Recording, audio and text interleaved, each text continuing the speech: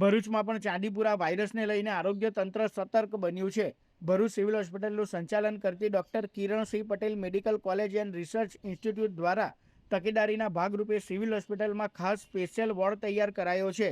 ચાંદીપુરા વાયરસના સંભવિત કેસોને ધ્યાનમાં રાખીને હોસ્પિટલ તંત્ર દ્વારા આગોતરી તૈયારીઓ હાથ ધરવામાં આવી છે।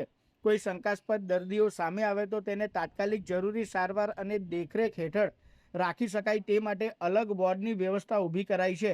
હોસ્પિટલ તંત્ર દ્વારા પરિસ્થિતિ પર નજર રાખવામાં આવી રહી છે અને જરૂરિયાત ઊભી થાય તો દર્દીઓને સમયસર સારવાર મળી રહે તે માટે સજ્જતા દાખવવામાં આવી છે।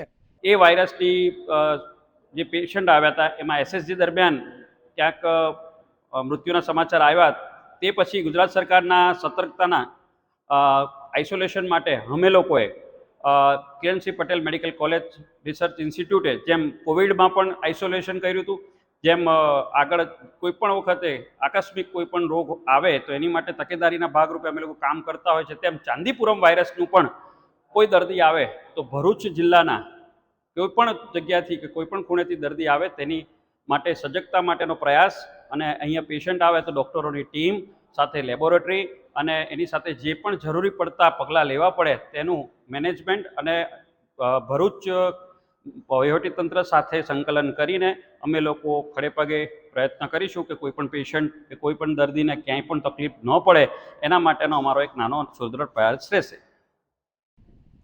ચાંદીપુરા વાયરસ મુખ્યત્વે સેન્ડ ફ્લાય કરડવાથી થાય છે।